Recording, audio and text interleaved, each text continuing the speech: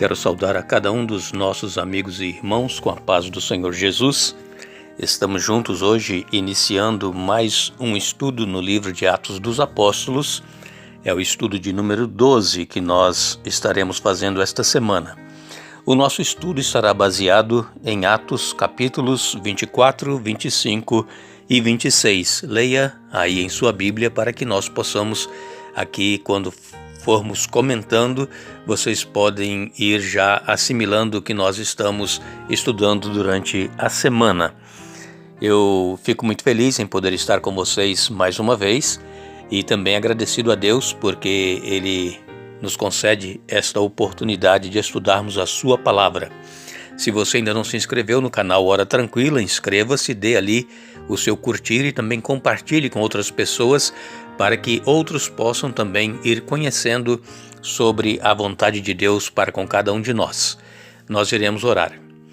Senhor Deus e Pai que estás nos céus, te damos graças por todas as bênçãos que nos tens concedido. Te agradecemos porque vamos agora abrir a tua palavra para o estudo, que o teu Espírito Santo se faça presente conosco, nos dando entendimento e que possamos colocar em prática na nossa vida. Abençoa os nossos amigos e irmãos onde quer que se encontrem, especialmente aqueles que nos pedem orações. Tu conheces as necessidades de cada um, faça pois a tua vontade, não a nossa, em nome de Jesus. Amém. No estudo que fizemos na semana passada, nós vimos que o apóstolo Paulo foi preso em Jerusalém e ele era acusado pelos judaizantes de estar ensinando que não era mais necessário obedecer à lei de Moisés. E Paulo, ele se defendeu dizendo que ele não estava pregando isso, ele estava pregando que não era mais necessário a circuncisão.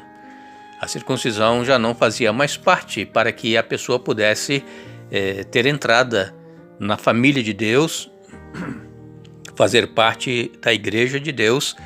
E então eles acusaram Paulo também de haver colocado uma pessoa que não era circuncidada no pátio interior do templo. E eles então quiseram matar o apóstolo Paulo, arrastaram ele para fora do templo, fecharam as portas e o comandante Lísias, Cláudio Lísias, ele então interveio e retirou Paulo das mãos dos judeus e então levou para o julgamento. Paulo foi se defender também perante o Sinédrio e depois então ele pediu para que fosse transferido para Cesareia. O comandante Cláudio Lísias viu que Paulo não tinha culpa nenhuma de crime militar ou crime político e então que era um problema dos judeus, questão de religião judaica. Ele foi transferido então para Cesareia e esta semana nós vamos ver então como foi esta detenção do apóstolo Paulo em Cesareia. Como nós vimos em Atos, no capítulo 4, 24, verso 27, 2 anos mais tarde, Félix teve por sucessor Pórcio Festo, e querendo Félix assegurar o apoio dos judeus, manteve Paulo encarcerado. Então Paulo foi transferido preso de Jerusalém para Cesareia, ali permaneceu 2 anos, ele ficou no pretório de Herodes, que era a residência oficial do governador romano. Paulo foi levado várias vezes a audiências. Ele compareceu perante os governadores Félix e também o Festo e ainda perante o rei Agripa II. Paulo, em todo o tempo, ele se declarou inocente das acusações que eram feitas contra ele. Estes anos que Paulo esteve preso trouxeram profunda ansiedade e tédio, mas ele não perdeu a oportunidade de testemunhar sobre Jesus nas audiências em que ele foi levado. 5 dias depois que Paulo foi levado para Cesareia, o sumo sacerdote e alguns membros do Sinédrio e um advogado chamado Tértulo, eles foram a Cesareia e então apresentaram a Félix acusações contra Paulo. Atos 24, versos de 1 a 9, nós lemos: 5 dias depois, desceu o sumo sacerdote Ananias com alguns anciãos e com certo orador chamado Tértulo, os quais apresentaram ao governador Libelo contra Paulo.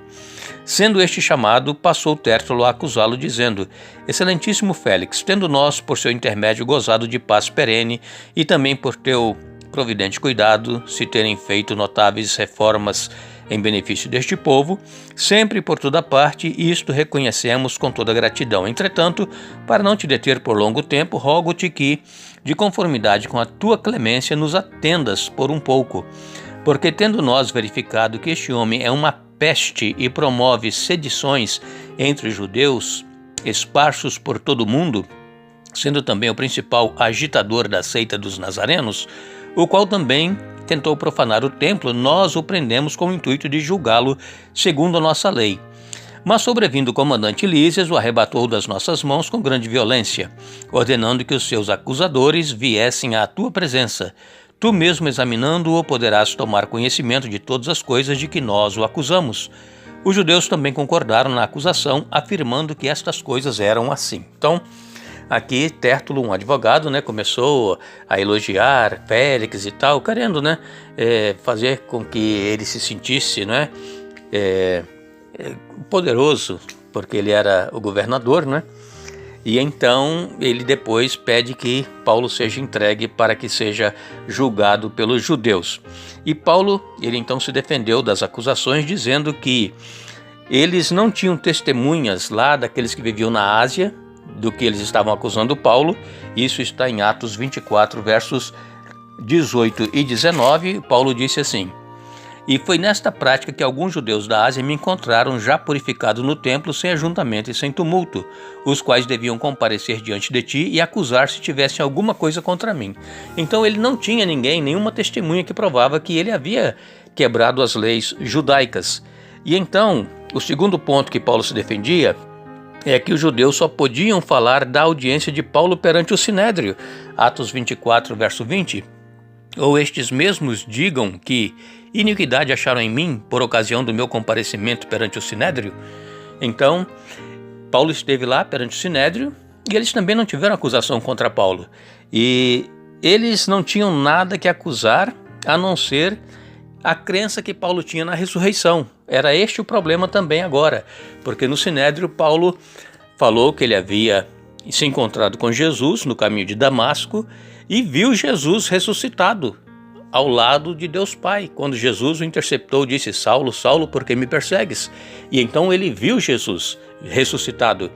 E os saduceus não criam na ressurreição. Então isso aí é que agora estava sendo o problema, que ele estava sendo acusado de uma coisa que a Bíblia é clara em dizer, que os mortos ressuscitarão. O próprio Jesus ressuscitou, e Jesus também ressuscitou outras pessoas enquanto esteve aqui na terra.